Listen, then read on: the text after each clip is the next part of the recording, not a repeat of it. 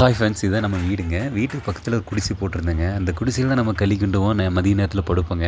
என்னாச்சுன்னா, நேற்று நைட்டு வந்து ஒரு கார் கொண்டாந்து விட்டுட்டாருங்க. நல்ல நேரம் அந்த டைமில் யாரும் அங்கே இல்லை. சரி, அதை எடுத்து சரி பண்ணலாம் அப்படின்னு சொல்லிட்டு பண்ணும்போது ரொம்ப கஷ்டமாக இருந்ததுங்க. அப்போ கடவுள் போல் ஒருத்தர் ஜேசிபி கார் வந்தாருங்க. வந்து ஜேசிபி கார் வந்து பார்த்தோமா அழகாக தூக்கி அந்த வச்சுட்டாருங்க. வச்சுட்டு வந்து பார்த்தா இது பண்ணி தான் ஒரு நாள் ஆயிருக்கு. மேனுவலாக பண்ணியிருந்தா, ஆனால் அவரே வந்து பண்ணிட்டாருங்க. இது அமௌண்ட் எதுவும் வாங்கலை.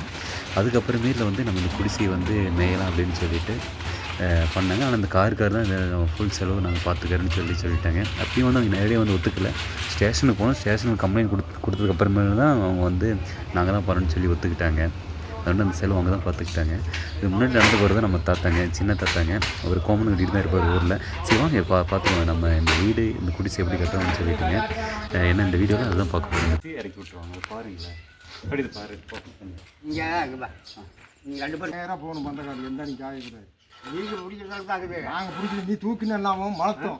எந்த பக்கம் வெயிட் அதிகமாக இருக்குது? கிட்ட தெரியாது. தூக்க இதுவா அஜார நீ விட்டுறாத. கையெடுத்துப்பா.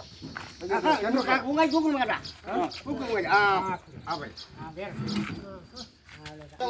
பாரு வாத்தியார, இங்கே பார்க்காத, அங்கே பார்க்கணும். கணக்க வச்சு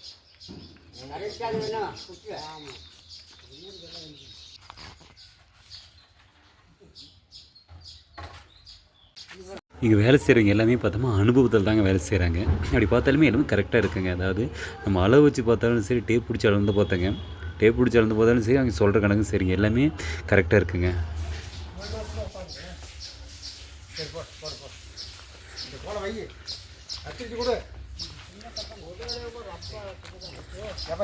பேர் கூட இல்லை அவர் கூட விட்டு அவங்க கூட விட்டுப்பா கட்ட மேலே வச்சு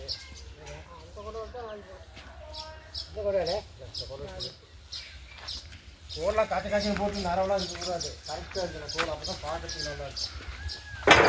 கட்டி எடுக்கலாம், கோல் எடுக்கலாம், கட்டிட்டாரு உங்களால் முடியாதுமா.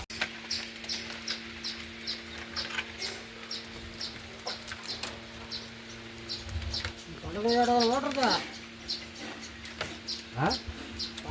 ஓட்டுறதா பனங்காய்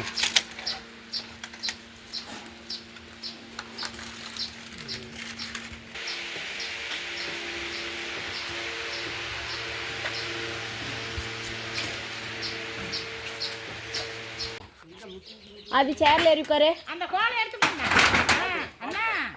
நான் நீங்க வெளிய வந்துருங்க டக்குன்னு.